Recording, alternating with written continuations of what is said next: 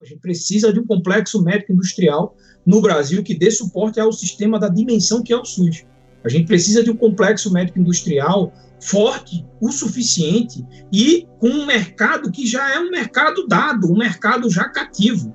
Imagina um sistema de saúde para 200 milhões de habitantes. Que mercado, que setor empresarial não queria ter o tempo todo já sua venda garantida para esse grande mercado, entendeu? Então a gente tem um potencial enorme de construir um dos maiores complexos médico-industriais do mundo aqui no Brasil, só que a nossa política sempre foi de desindustrialização, de importação e de aumentar a economia de serviços em detrimento da economia industrial aqui no nosso país.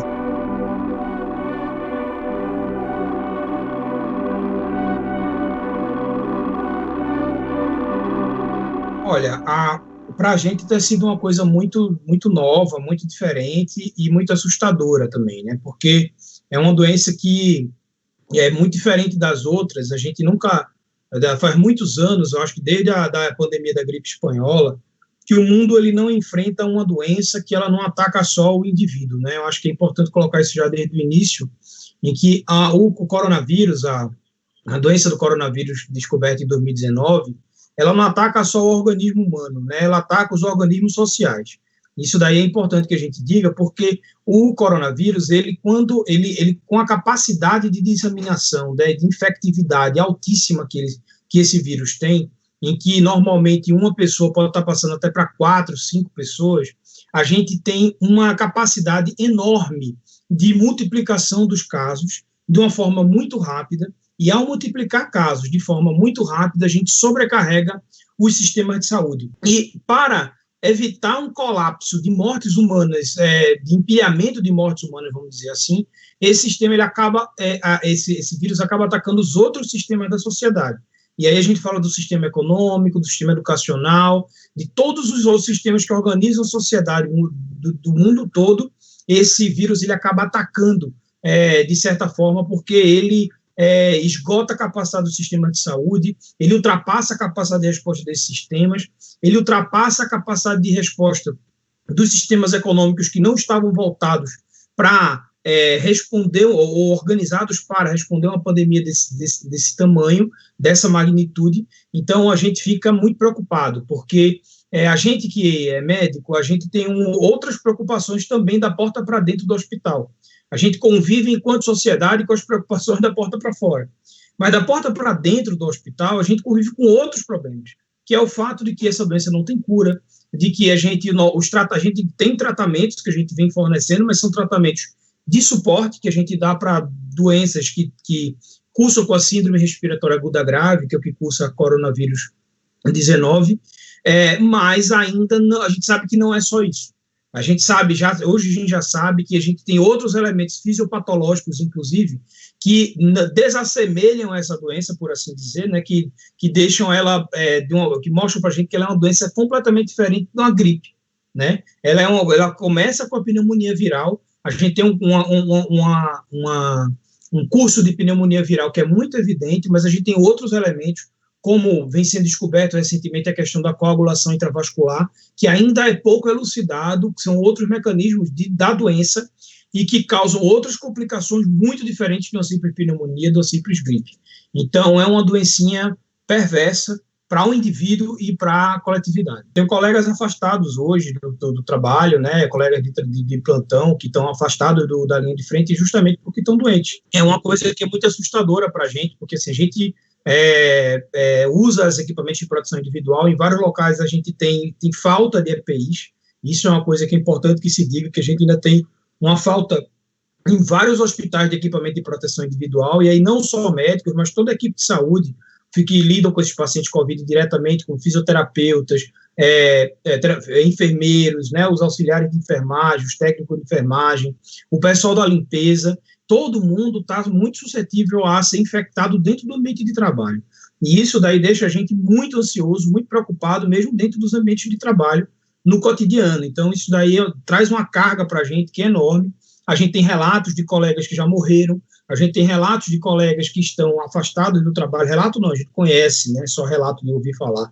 Mas a gente sabe de colegas nossos que estão afastados. E aí o impacto que esse vírus acaba fazendo de infectar os trabalhadores de saúde acaba sobrecarregando quem fica na linha de frente.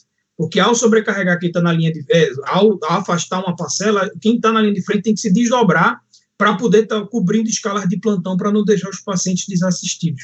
Então, assim, a gente acaba ficando numa situação muito delicada, muito tensa, no cotidiano do trabalho da gente, o tempo todo achando, eu peguei, eu não peguei ainda. Já estamos vendo, né? A gente já está vendo. A gente já tem vários colegas que, de fato, ficam extremamente ansiosos com essa questão da doença, colegas que se afastaram do trabalho, não porque são necessariamente grupo de risco, mas porque não conseguiram lidar com a situação, e também colegas que estão se afastando depois de ter passado muito tempo expostos a essa situação, de ver gente jovem morrendo, de ver a virulência dessa doença, que é uma coisa impressionante, e, assim, a gente tem, para a gente, de certa forma, assim, a gente tem uma carga de estresse que é terrível, terrível, terrível, terrível para quem está na linha de frente, mas minimamente a gente tem como colocar a cabeça, vamos dizer assim, para pelo menos operar e trabalhar, né, assim, para a gente estar trabalhando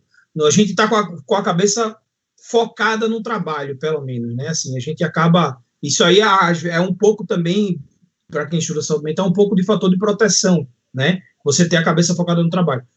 A gente vai ter problema de saúde mental muito mais, acredito eu, nas pessoas que estão sem poder trabalhar. Porque são pessoas que estão sem poder trabalhar, que diminuíram sua renda, viram sua renda diminuir, ou perdeu o emprego nesse período, estão vendo uma crise econômica brutal que se avizinha. Então, assim, a gente vai ter tanto dos profissionais de saúde, claro, por tudo isso que você falou e que eu comentei aqui também, mas também das pessoas que estão em casa por conta das restrições da quarentena, que precisam ficar em casa para não pegar a doença, mas, ao mesmo tempo, estão vendo a sua vida social e econômica desmoronar. Então, nós vamos ter um período pela frente aí muito turbulento do ponto de vista da saúde mental das pessoas. Quem acompanha a saúde pública, quem acompanha a política de saúde no Brasil, que não começou a acompanhar agora com a pandemia, sabe o quanto que a gente já vinha questionando o subfinanciamento, o desfinanciamento do sistema público de saúde há muitos anos, né? E o SUS, a gente acaba que a gente tem certeza pelos estudos, pelas pesquisas e por toda a história de desenvolvimento do Sistema Único de Saúde, que ele é um sistema que foi criado para ser o maior sistema universal de saúde do mundo. Para você ter uma ideia, o Brasil é o único país com mais de 100 milhões de habitantes que ousou colocar na sua Constituição um sistema universal público, integral e equânime de qualidade para todos. É o único. O outro país que tem um sistema universal com essas características é a Inglaterra, que tem 100 milhões de habitantes, né? Então, perto de 100 milhões de habitantes. Então, assim, a gente tem, como é que se diz, uma população muito grande, um país que também é continental, só que um sistema que nunca conseguiu ser financiado à altura do desafio que ele se propunha. Bom, por que eu estou falando isso? Porque o SUS hoje, com todos os problemas, o SUS é um gigante. O Sistema Único de Saúde, ele é um gigante, ele é um patrimônio do povo brasileiro, um patrimônio da luta do campo progressista na política nacional, de consolidação de um sistema universal com todos os problemas, mas com muita potencialidade. E são essas potencialidades que estão evitando que a gente hoje tenha um colapso completo no país, ou pelo menos até agora. É um desafio muito grande para a gente que é trabalhador do SUS, conviver com as limitações que a gente tem no dia a dia, mas a gente se dedica cotidianamente para construir, para consolidar esse sistema, mas a gente precisa de política pública e de uma diretriz política que valorize o Sistema Único de Saúde. E talvez essa pandemia ela tenha recolocado o SUS na cena política, recolocado o SUS no lugar que ele sempre deveria ocupar, no debate nacional, no debate político nacional, e a grande questão para a gente vai ser o pós-pandemia, porque o SUS ele não pode mais voltar para a caixinha. O SUS ele não pode mais voltar para a caixinha que aprisionaram o SUS, a caixinha da emenda constitucional 95, a caixinha do teto de gastos, a caixinha do desfinanciamento, de abrir mão de grana do SUS para financiar plano de saúde. Essa caixinha o SUS não pode mais voltar, porque agora a gente vai ter uma demanda pós-pandemia enorme de reabilitação das pessoas, de construir um sistema que seja mais capilarizado e mais robusto no país para conseguir aguentar próximas pandemias que com certeza virão por conta da globalização mundial, que essa também é outra que não volta para a caixinha, né? A globalização já não volta há muito tempo e só se aprofunda. Então, a gente precisa de um sistema de saúde do século XXI. A gente precisa de um sistema de saúde que responda às demandas do século XXI, do mundo globalizado, do mundo tecnológico, e esse sistema de saúde ele não pode mais ser apenas o SUS que a gente conheceu antes da pandemia. E se tudo caminhar, se a luta política conseguir se encaminhar para um rumo bom, a gente vai ter o SUS que a gente sonhou na Constituição de 88. Os equipamentos de proteção individual, eles são vitais para a gente, né? Porque, assim, o equipamento básico de proteção individual para os profissionais de saúde é a máscara cirúrgica, touca, um avental de TNT e luva. Então, para a gente, ele é um equipamento básico para lidar com esses pacientes com coronavírus, para que a gente evite o contágio do profissional. Até porque a gente não só evita o contágio do profissional, porque aquele profissional tem contato com vários outros pacientes. Então, a carga viral que a gente é submetido o tempo todo, ela é uma carga muito grande. E a gente usa a máscara N95 quando a gente vai se submeter ou ter contato com procedimentos geradores de aerossóis. Então, quando o paciente vai ser intubado ou extubado, quando o paciente vai ser colocado na ventilação não invasiva, seja com uma máscara não invasiva, seja catéter de alto fluxo. Então, tudo que for gerador de aerossol, a gente tem que estar entrando com a máscara N95. E em vários hospitais, a gente tem relatos de que faltavam os materiais, que faltava, a gente não podia entrar com a roupa, não pode entrar com a roupa que vem da rua, né, com a roupa da casa, a gente tem que usar sempre roupas privativas no hospital, que é a roupa que a gente descarta lá no hospital mesmo, que ela passa por lavagem, tudo, e descontaminação. Então, assim, esses equipamentos de proteção individual eles são vitais para que a gente evite baixas na força de trabalho, para que a gente evite baixas na equipe de saúde que está no cotidiano. Então, se a gente tiver... E tem mais, mesmo os profissionais que já pegaram ou que teoricamente já estão imunes, a gente diz isso bem teoricamente, porque a gente já tem relatos na Coreia do Sul de reinfecções. Então, a gente não tem certeza de que as pessoas ficam imunes depois que pegaram a doença. E se a gente está falando do profissional de saúde que vai estar lidando o tempo todo com coronavírus a partir de agora, a gente está falando de pessoas que podem ter, se é que a gente reinfecta mesmo, que a gente pode ter novas reinfecções daquela pessoa, entendeu? Em outros circuitos, outros períodos da vida, do trabalho, né, do período de trabalho mais para frente, e isso daí preocupa muito a gente. Então, assim, o equipamento de proteção individual é fundamental. O problema é que o mundo, e aí não é só o Brasil, mas o mundo, ele terceirizou para a China as plantas fabris de equipamento de proteção individual. Boa parte dos países do mundo, eles não são autossuficientes na produção de EPIs. E isso é um problemão para a gente. A gente tem isso não só com a EPI, né? A gente tem isso com vários outros setores. E isso é um grande problema, que nós não tem indústria capaz de fazer uma reconversão industrial para dar conta de produzir o nosso próprio equipamento de produção individual. E eu não estou falando só de EPI, estou falando de ventilador mecânico, a mesma coisa, né? Que são países europeus e a China também, que mais produzem ventiladores mecânicos. Nossa capacidade de produção de ventilador mecânico no Brasil é muito baixa. Então, isso daí faz parte de um debate que o professor Gadelha, por exemplo, que foi secretário da Ciência e Tecnologia do Ministério da Saúde já, se eu não me engano, foi na gestão do Lula. O Gadelha, ele é um pesquisador da Fiocruz, que ele bate nessa tecla há muito tempo. A gente precisa de um complexo médico industrial no Brasil que dê suporte ao sistema da dimensão que é o SUS. A gente precisa de um complexo médico industrial forte o suficiente e com um mercado que já é um mercado dado, um mercado já cativo. Imagina um sistema de saúde para 200 milhões de habitantes. Que mercado, que setor empresarial não queria ter o tempo todo já sua venda garantida para esse grande mercado, entendeu? Então, a gente tem um potencial enorme de construir um dos maiores complexos médico-industriais do mundo aqui no Brasil, só que a nossa política sempre foi de desindustrialização, de importação e de aumentar a economia de serviços em detrimento da economia industrial aqui no nosso país. Então, isso agora está mostrando as consequências para a gente, na falta de equipamento de produção individual, na falta de ventilador mecânico e na incapacidade da gente conseguir responder rápido a essa epidemia com a capacidade instalada industrial que a gente tem no Brasil. Com uma pandemia como essa, nenhuma escola do mundo ensina, entendeu? Aqui no Brasil, a gente tem, na verdade, uma cultura por conta do SUS, e é importante que se diga, mas por conta do SUS, a gente tem uma cultura até assim, razoável em torno de saber responder a epidemias, ou pelo menos a ter diretrizes para responder a algumas epidemias que a gente sempre tem, como a epidemia de dengue, né? Que a gente sempre tem anualmente, a gente tem os casos, aumento de casos de dengue. Então, assim, a gente tem uma coisa é a formação médica, a outra coisa é os sistemas de saúde estarem capacitados para responder.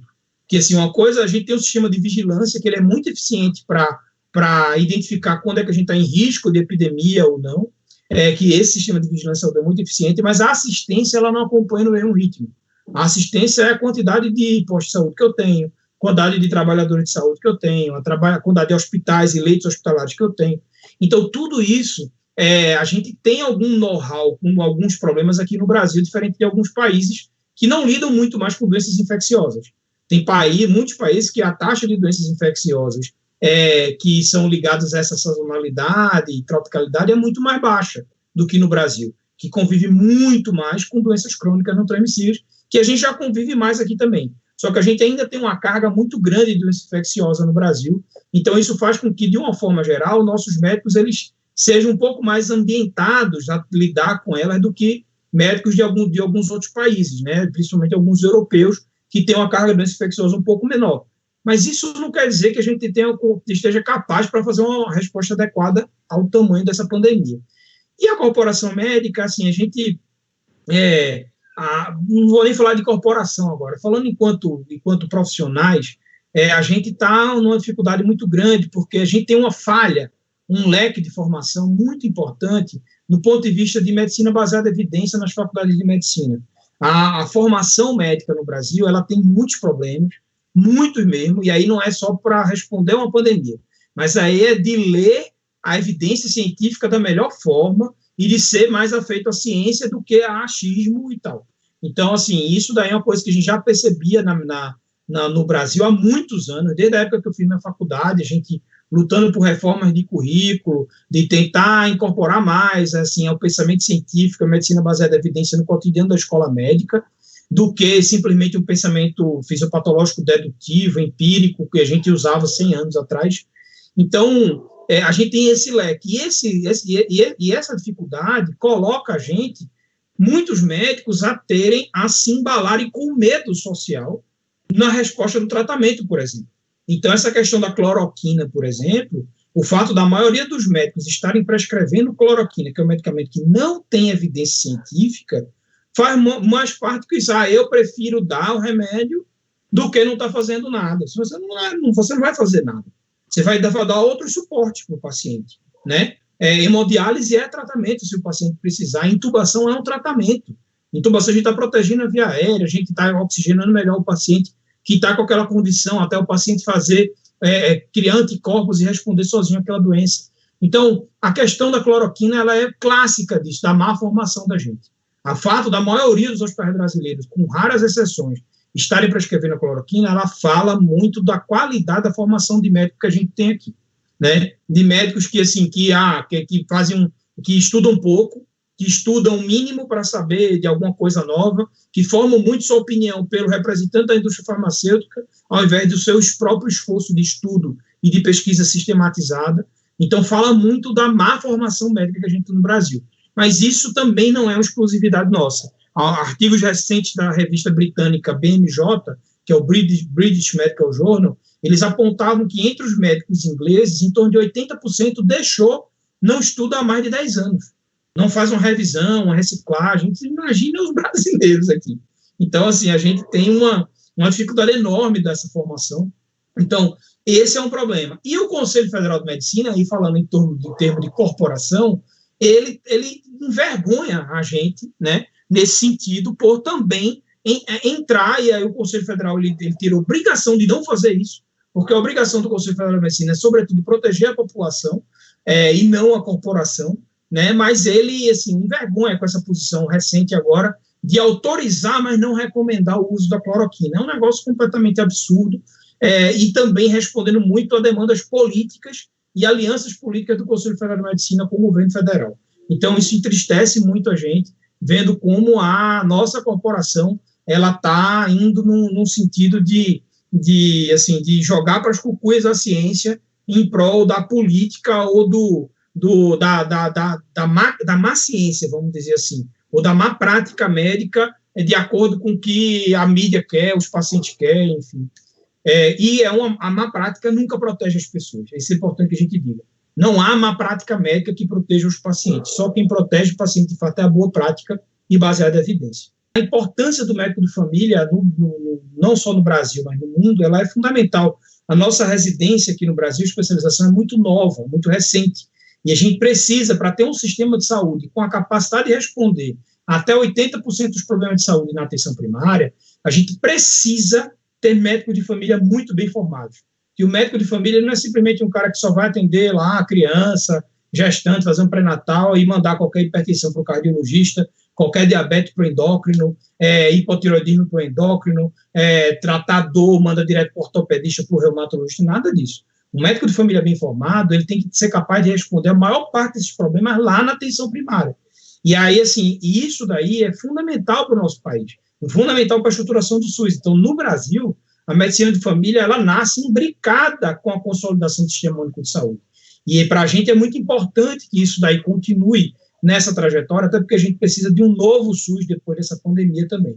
Então, no mundo todo, onde a gente tem sistemas universais de saúde que são bem estruturados, como na Inglaterra, da Holanda, da Espanha, do Canadá, a gente tem Portugal também, são sistemas de saúde baseados no médico de família. A porta de entrada sempre é o médico de família, o general practitioner, que é aquele médico que consegue resolver a maior parte dos problemas e, ao não conseguir, encaminha para um especialista focal, que a gente chama. Encaminha para o cardio, encaminha para o endócrino, encaminha para o oftalmo, e por aí vai. Então, a gente precisa que o Brasil forme melhor e mais médicos de família para dar conta da demanda, da necessidade da saúde da população brasileira. A questão do reconhecimento, na verdade, dos profissionais de saúde que a gente vem vendo no mundo e tal, eu acho que é muito importante essa assim, uma delas, já das primeiras que teve aqui, eu estava em casa no dia do aplauso para os profissionais de saúde e tal, a gente se emociona, né, a gente acha legal e tudo, só que é importante que as pessoas saibam que assim, a gente não quer só uma valorização agora, né, e também a gente não quer que fique o resto da vida batendo palma para a gente da varanda. O que a gente quer é que o profissional de saúde ele seja valorizado no seu trabalho, no cotidiano, principalmente os profissionais de saúde que estão no SUS, né? Os nossos profissionais de saúde que estão no SUS, muitas vezes eles convivem com medo do desemprego, com a insalubridade importantíssima, a falta de equipamento já para o cotidiano. Assim, antes dessa pandemia, a gente já sofria com falta de equipamento de proteção individual, já sofria com insalubridade no ambiente do trabalho, a gente já sofria com jornadas de carga de trabalho absolutamente extenuantes. A enfermagem, que eles são literalmente os operários do sistema de saúde, ele já vem com a pauta há muitos anos de 30 horas de carga horária semanal para os enfermeiros, que o enfermeiro ele não para quando ele está dentro de um plantão. Então, assim, é fundamental que a gente pense na valorização de longo prazo dos profissionais de saúde, não só pelo reconhecimento social, que é importante, a gente não vou falar que isso aí não adianta, não importa. Claro que importa. É importante, assim, a gente ver que a sociedade valoriza, né, o uso do trabalho da gente. Mas é importante que a gente pense que a sociedade, principalmente os políticos, têm que valorizar o profissional de saúde no longo prazo, do ponto de vista de a gente estruturar uma carreira decente para os profissionais de saúde, que ofereça o tempo todo capacitação, saber que saúde não pode parar de estudar, né? Então, assim, a educação continuada, ofertar para os profissionais uma carga horária que seja menos extenuante do que a gente tem hoje no serviço de saúde, para que a gente melhore fundamentalmente a atenção à saúde das pessoas.